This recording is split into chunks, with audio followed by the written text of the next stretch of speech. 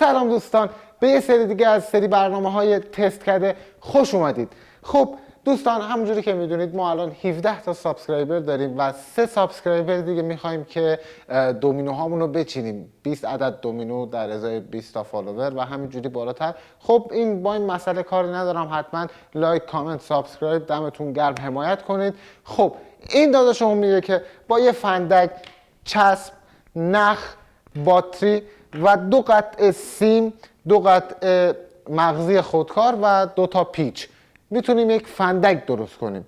خب من اینا رو از قبل آماده کردم، سیمو از مغزی خودکار رد کردم، از اینجا به میخو به سیم چسبوندم، 2 تاشو انجام دادم.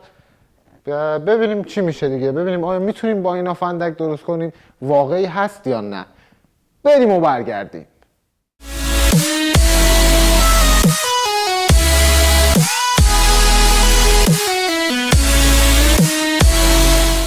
طوری که توی ویدیو گفته بود باید این دوتا رو دو گوش این باتری بچسبونیم، اینجوری با نخ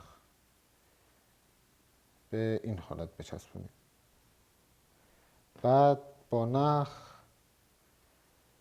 اینجوری اینو یه جوری ببندیم. اول دونه دونه میبندم شما، همونطوری که داخل ویدیو این داداشمون توضیح داده بود. اون 2 تا میله خودکاری که ما از بالا میخ زدیم و از پایین سیم فرستادیم اینجوری باید به باتریمون بچسبه و 1 سیم از بالا به مثبت و 1 سیم از پایین به منفی چسب بشه. پس من میرم چسب اینم میزنم و برمیگردم.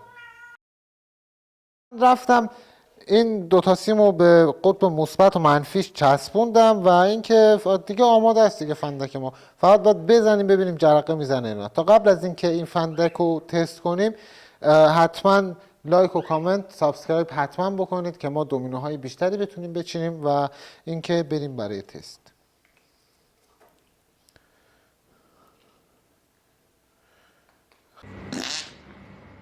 خیلی هم عالی.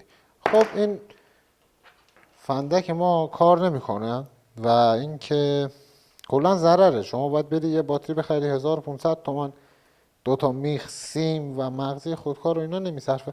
میری یه فندک میخری 2500، خیلی هم خوب کار میکنه، به جای جرقه شعله میده. خیلی ممنون که تا اینجای کلیپ با ما همراه بودید و تا یک ویدیو تست کرده دیگه شما رو به خدای بزرگ میسپارم.